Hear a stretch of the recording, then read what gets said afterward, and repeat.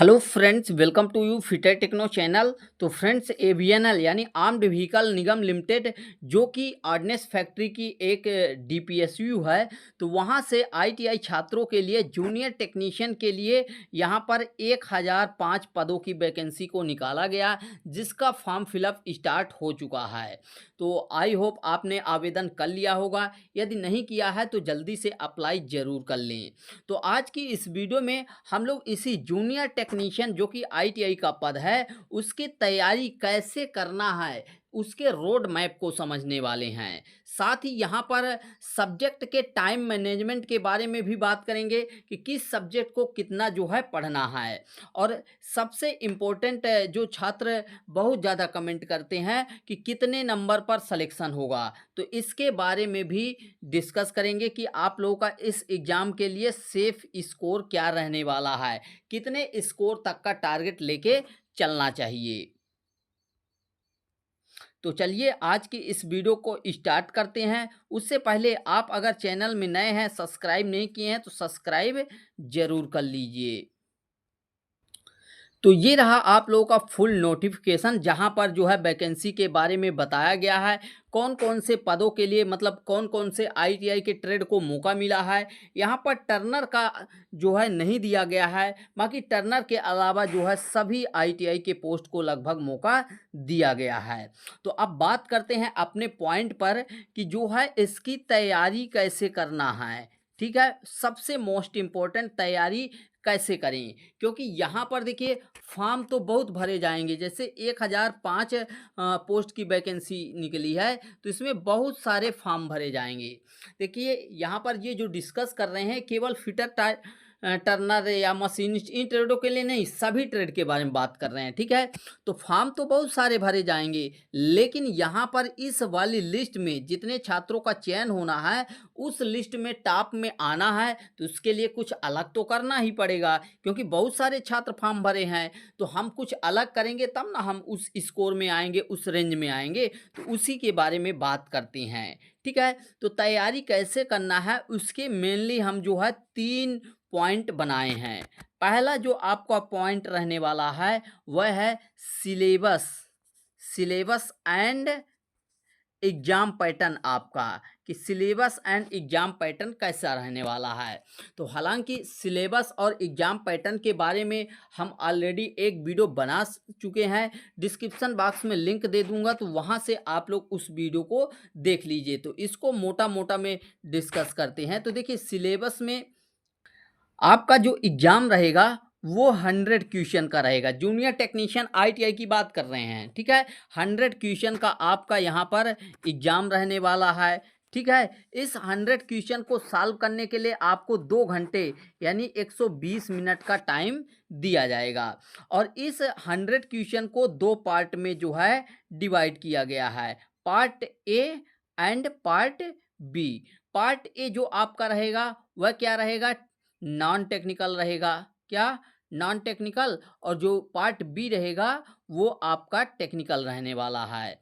अगर वेटेज की बात करें तो 50 क्वेश्चन आपके पार्ट ए से पूछे जाएंगे और 50 क्वेश्चन आपके पार्ट बी से पूछे जाएंगे। लेकिन ध्यान दीजिएगा, पार्ट ए में जो है टोटल 5 सब्जेक्ट हैं, general awareness, general English, quantitative aptitude यानी मैथ, रीजनिंग एबिलिटी और कंप्यूटर एप्टीट्यूड। कंप्यूटर से भी क्वेश्चन पूछे जाने वाले हैं। तो टोटल यहाँ पर 50 क्वेश्चन यहाँ से रहेंगे पार्ट ए से, और 50 क्वेश्चन आपका टेक्निकल रहेगा जो आपके आईटीआई ट्रेड से है। तो ये तो रहा आपका जो है एग्जाम पैटर्न। अब यहाँ पर एग्जाम आपका जो है 2 स्टेज में होने वाला है। जो अभी हमने डिस्कस किया ये सीबीटी एग्जाम वाला था, सीबीटी का।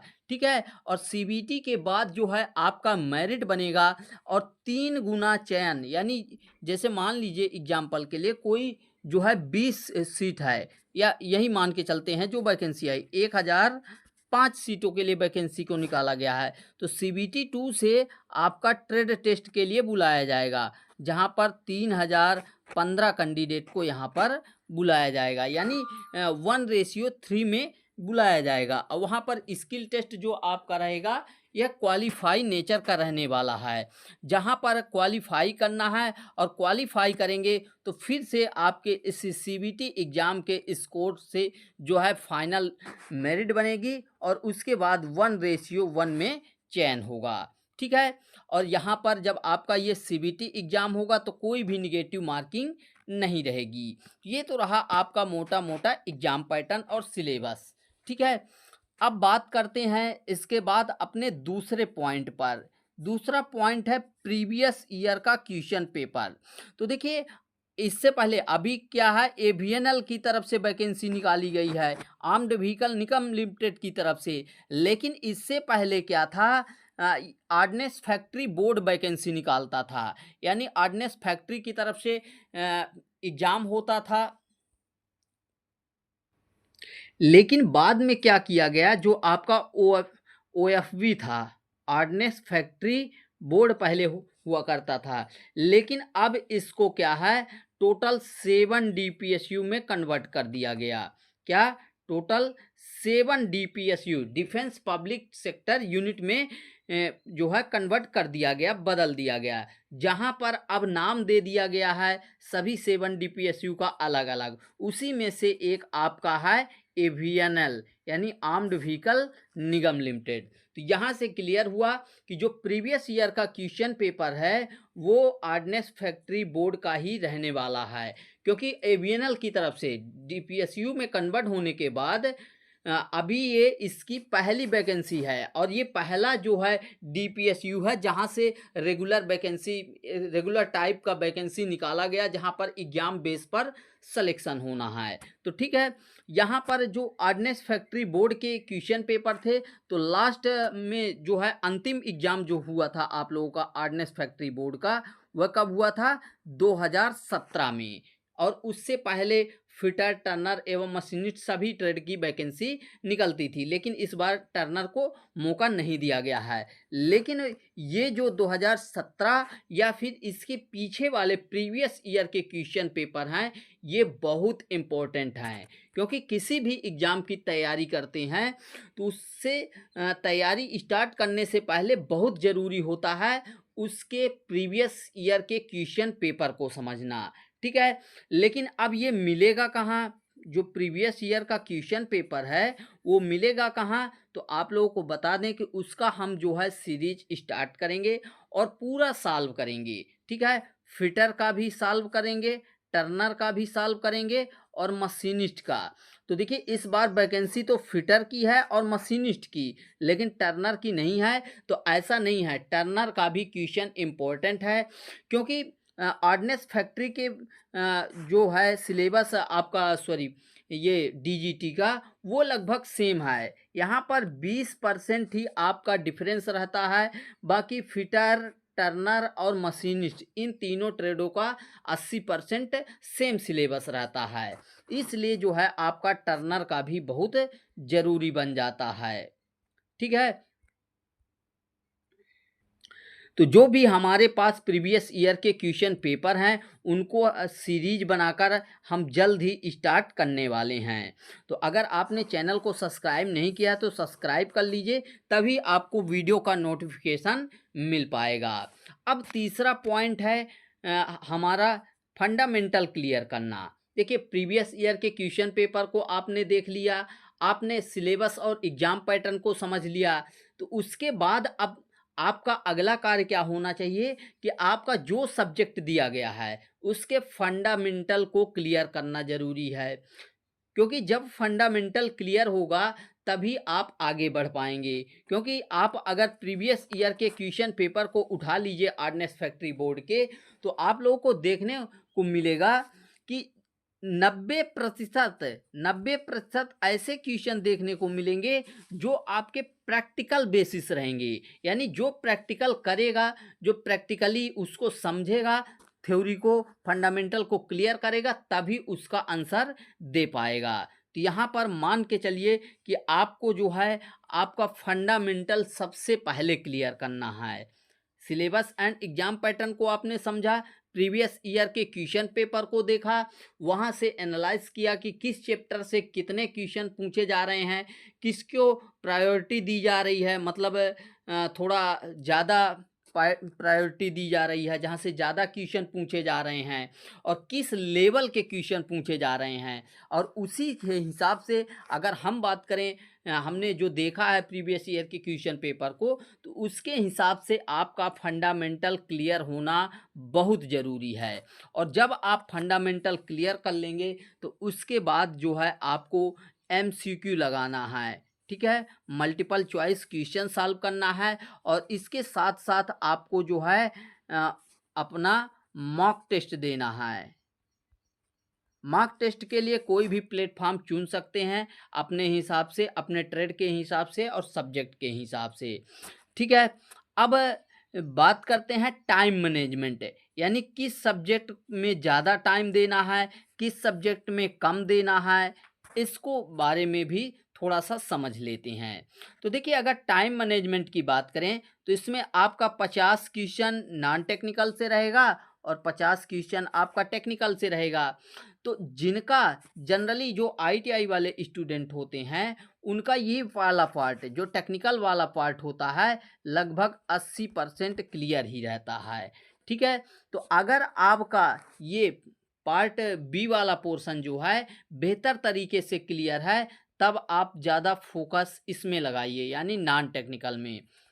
और यदि नहीं है तो पहले आप इस ट्रेड वाले को चुनिए, क्योंकि यहाँ पर आपका लिमिटेड सिलेबस है। यहाँ पर कोई ऐसा नहीं है कि कहीं से उठा लिया, जो आपका 2 साल की बुक है वहीं से क्वेश्चन आना है। अगर बात करें इसमें पार्ट ए में यानी नॉन टेक्निकल में, तो देखिए इसमें जनरल अवेयरनेस है, तो इसका तो कोई गारंटी नहीं है कहाँ से पूछेगा, इसका सिलेबस अथाह है, तो इसको फोकस नहीं करना है। आगे बात करें तो जनरल इंग्लिश है, तो जनरल इंग्लिश नॉर्मली जो है 10th स्टैंडर्ड लेवल का पूछा जाएगा, जो कि यहाँ पर बताया भी गया है नोटिफिकेशन में। यहाँ पर देखिए बोला गया है the question will be up to the 10th standard for junior technician, यानी जो आपकी जूनियर टेक्नीशियन की वैकेंसी है उसमें ये जो पार्ट है general English, general awareness, quantitative aptitude, reasoning, computer, तो ये जो है सभी आपके 10th स्टैंडर्ड से पूछे जाने वाले हैं, ठीक है। उसके बाद आपका आ जाता है क्वांटिटेटिव एप्टीट्यूड, यहाँ से भी बेसिक क्वेश्चन पूछे जाएंगे, जैसे बॉड मास से है, सिंप्लीफिकेशन है, फ्रैक्शन हो जाता है, एवरेज हो जाता है, profit and loss, SI CI, ऐसे करके आपका ट्रिग्नोमेट्री वगैरह से एक एक क्वेश्चन करके सभी से पूछता है, लेकिन बेसिक पूछता है नॉर्मल। वहीं पर रीजनिंग को आप देख सकते हैं। कंप्यूटर एप्टीट्यूड की बात करें तो यहाँ से भी क्वेश्चन आपका बनेगा, लेकिन नॉर्मल ही बनेगा, जैसे आपके शॉर्टकट कीज होते हैं वहाँ से क्वेश्चन उठा लिया जाएगा, इनपुट से, आउटपुट से, CPU से, यही जो है आपका बेसिक क्वेश्चन रहने वाला है। अब बात करें जो अपना अगला पॉइंट है कि सेफ स्कोर क्या रहने वाला है, इस एग्जाम में कितना स्कोर करना चाहिए ताकि एनफ रहे।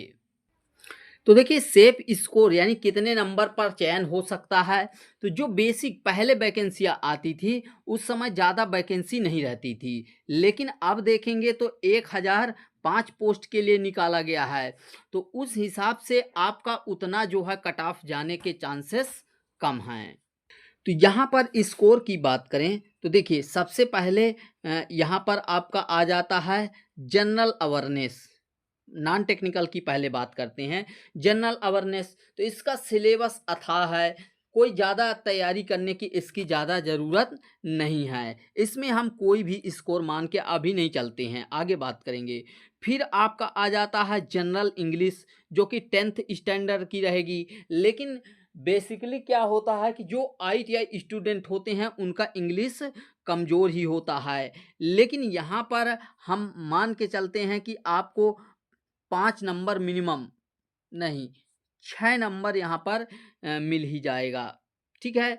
फिर उसके बाद आपका आ जाता है क्वांटिटेटिव एप्टीट्यूड यानी मैथ, तो मैथ भी इसका जो है 10 क्वेश्चन पूछे जाएंगे, ज़्यादा हार्ड नहीं रहेगा, तो यहाँ पर 10 में आप एट लीस्ट 9 नंबर तो ला ही सकते हैं। फिर उसके बाद आ जाता है रीजनिंग एबिलिटी, यानी जो है रीजनिंग।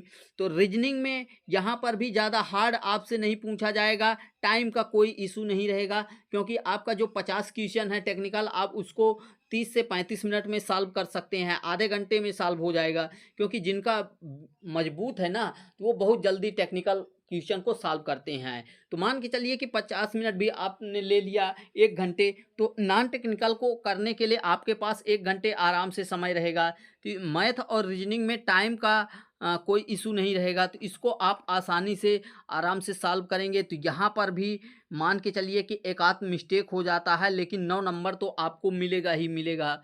फिर उसके बाद आ जाता है आपका कंप्यूटर। तो कंप्यूटर से भी आपके बेसिक क्वेश्चन पूछे जाएंगे। तो उस हिसाब से देखा जाए तो यहाँ पर भी आप मिनिमम 8 नंबर मान के चलिए। तो यहाँ पर टोटल कितना हो रहा है 50 में से? 9 9 18, 18, 8 26, 26 4 30, 2 32, यानी यहाँ पर आपका 32 नंबर स्कोर अपने से बन रहा है। अभी ध्यान दीजिएगा, यहाँ पर इस पार्ट ए वाले 50 नंबर के क्वेश्चन में 32 नंबर आपको अपने से बनाना है। ठीक है, अब आप कितना इस क्वेश्चन छोड़ रहे हैं, यहाँ पर इन तीनों का मिलाकर और इसको मिलाकर देखें तो यहाँ पर आपका 18 क्वेश्चन, ये जनरल अवेयरनेस वाला तो पूरा 8 क्वेश्चन इसमें हो गए इन 4 में से, और 10 क्वेश्चन इसको पहले ही हमने छोड़ा, तो 18 क्वेश्चन स्किप कर रहे हैं। ठीक है, मतलब छोड़ नहीं रहे हैं, कहने का मतलब उसका अभी नहीं जोड़े हैं। तो अगर इस 18 क्वेश्चन में आप तुक्का भी लगाते हैं, ऐसे ही टिक मारते हैं, तो एट लीस्ट मान के चलिए कि यहाँ पर आपका 18 में 9 नंबर तो आप मान के ही चल सकते हैं। क्योंकि कुछ क्वेश्चन ऐसे रहेंगे जो कन्फ्यूजन टाइप के रहेंगे, लेकिन 2 ही ऑप्शन में कन्फ्यूजन रहेंगे, तो यहाँ पर 8 से 9 नंबर आपको आसानी से मिल जाएगा। यानी यहाँ पर हम 9 नंबर ना मान के 8 नंबर ही मान के चलते हैं। तो इस 32 में 8 जोड़ेंगे तो आपका टोटल हो जाएगा 40 नंबर। कितना? 40 नंबर। तो आपने पार्ट ए के 50 क्वेश्चन में से आपने यदि 40 नंबर ला दिया, 40 नंबर, तो आपका पार्ट ए में बहुत अच्छा स्कोर माना जाएगा। अब बात करते हैं पार्ट बी वाले पोर्शन की, यानी जो आपका टेक्निकल है। तो टेक्निकल वाले में आप मान के चलिए कि 50 क्वेश्चन आपसे पूछे जा रहे हैं। तो आईटीआई स्टूडेंट जनरली क्या होता है कि इसको बहुत अच्छे से प्रिपेयर करते हैं। तो इसमें मान के चलिए कि यदि आप यहाँ पर पार्ट बी वाले में 50 में से अगर 42 से 45 नंबर तक ला देते हैं, तो ये बहुत अच्छा स्कोर हो जाएगा। यानी अगर 42 जोड़ते हैं तो आपका टोटल यहाँ पर 40 वहाँ था, तो टोटल आप 82 स्कोर कर रहे हैं। और अगर 45 तक चले जाते हैं तो आपका 85 हो जाएगा, जो कि बहुत अच्छा स्कोर माना जाएगा किसी भी ट्रेड के लिए। यहाँ पर मैं पार्टिकुलर एक ट्रेड की बात नहीं किया हूँ, टोटल किसी भी ट्रेड के लिए। तो यहाँ पर ये 85 अगर आप ला देते हैं तो आप किसी भी कैटेगरी से बिलोंग करते हैं, जनरल से, EWS, OBC, ST, SC, PWBD, तो सभी में ये स्कोर जो है बहुत सेफ स्कोर होगा 85। लेकिन अगर आपका यहाँ तक भी स्कोर आता है तो आपका बहुत अच्छा स्कोर माना जाएगा। लेकिन आपको टारगेट 90 का लेके चलना है, आपको टारगेट 90 का लेके चलना है, तभी आप एटलीस्ट 85 तक जा पाएंगे। ठीक है, तो इतना अगर आप ला देते हैं यहाँ पर 82 नंबर भी, तो आपका चयन हो जाएगा। हालांकि कुछ केसेस में इससे कम नंबर पर भी चयन होगा, जैसे कोई एसटी एससी है तो उसका तो और नीचे कम जाएगा, ईडब्ल्यूएस है उसका भी कम जाएगा, लेकिन ओबीसी और जनरल कैटेगरी का मान के चलिए कि कट ऑफ इसी तरीके से रहने वाला है। क्योंकि ओबीसी में भी अब बहुत ज़्यादा कंपटीशन हो गया है, तो जनरल से ज़्यादा डिफरेंट नहीं रहता है। तो इस सिनारियो में अगर आप तैयारी करते हैं तो निश्चित ही 100% आप सफल हो जाएंगे इस एग्ज़ाम में। तो हमने जो इन्फॉर्मेशन दी, अगर आपको अच्छा लगा तो वीडियो को लाइक ज़रूर करें और चैनल को अभी तक सब्सक्राइब नहीं किए हैं तो नीचे रेड कलर में आपको दिखाई दे रहा होगा, तो वहाँ पर सब्सक्राइब बटन दबाकर बेल नोटिफिकेशन ज़रूर ऑन कर लीजिए, ताकि हम जब नेक्स्ट वीडियो अपलोड करें तो आप तक नोटिफिकेशन पहुंच जाए। तो मिलते हैं नेक्स्ट वीडियो में। Thanks for watching and bye bye.